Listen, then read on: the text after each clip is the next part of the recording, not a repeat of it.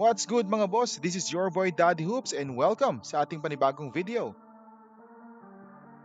Ang 2027 PBA Draft Class ay inaasahan ng management ng ating pambansang liga na magiging pinaka-stacked na draft class sa history mga boss.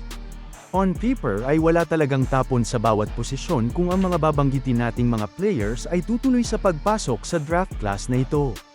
Kaya umpisahan na natin ang ating Daddy Hoops PBA Mock Draft. For the first pick, Barangay Ginebra San Miguel picks kay Maniladi. Ang 23-year-old 6'8" Filipino-Puerto Rican at one-and-done player ng Ateneo Blue Eagles ay kilala sa kanyang versatility at shooting ability as a wing player na magiging magandang fit para sa fan-favorite na Barangay Ginebra San Miguel at bilang kapalit na din ng longtime bigman nila at ng Gilas legend na si Jepeth Aguilar. Hindi naman natin sinasabi na wala nang silbi si Jepeth sa team pero mame-mentor pa niya si Kaimani ng mga 1 to 2 years bago siya mag-decide na magretiro na para ma-master na din ng bata ang sistema ni Coach Tim Cone. Kung mas develop pa niya ang kanyang shooting ay sobrang mado-dominate niya ang liga in a few years time mga boss. For the second pick, Blackwater Bossing picks Michael Phillips. Ang 24-year-old 6'8" Filipino-American na two-time UAAP champion at UAAP Season 88 Finals MVP habang naglalaro para sa De La Salle Green Archers ay kilala sa Monarch na motor Mike. Naging parte din siya ng ating men's national basketball team na nag-represent sa ating bansa noong 2023 SEA Games at nanalo ng gold medal against host team Cambodia. Wala tayong masasabi sa energy at all-out na paglalaro ng player na na makakatulong ng malala lalo na sa rebounding and second chance points ng Blackwater. Kabang-abang din ang magiging chemistry niya with Christian David, Cedric Bearfield at Dolph Panopio na core players ng Bossing. For the third pick, Phoenix Fuel Masters picks Drex De Los Reyes.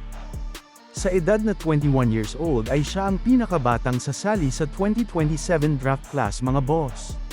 Ang very agile 6'8" bigman na produkto ng Mapua Cardinals at currently playing para sa defending MPBL National Champion na Abra Solid North Weavers ang bigman na inaanti ng Fuel Masters na magiging kapartner ni rising star Kai Bolungay sa front court ng team. Sa taas ng ceiling at laki ng player na ito ay di na dapat pinag-iisipan pa kung karapat-dapat ba siyang maging third overall pick ng draft na class na ito mga boss.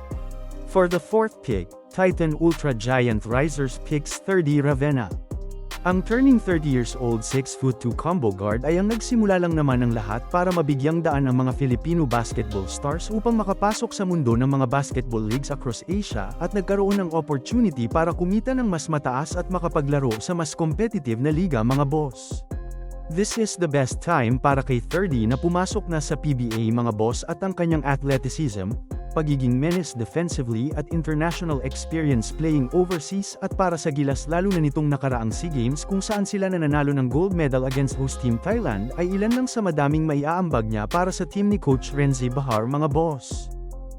For the fifth pick, Magnolia Chicken Team play those hotshot selects Renz Abondo.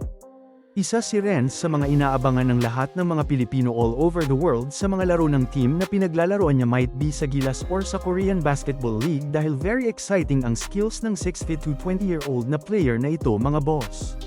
Ang very impressive leaping ability at athleticism playing as wingman na sinabayan pa ng mga supalpal niya sa area against opposing players from time to time ang mismong binabayaran sa kanya ng KBL team na anyang KGC Jungkwanjang Red Boosters. Matagal nang inaabangan ang pagsali niya sa PBA draft mga boss at ang pagkuha sa kanya ni Coach L.A. Tenorio ay isa sa pinaka-biggest steal sa kasaysayan ng PBA draft kung sakali. Kailangan nila si Renz to add scoring and flexibility sa wing position dahil almost nasa end na ng kanilang karera sila Mark Barroca at Paul Lee mga boss.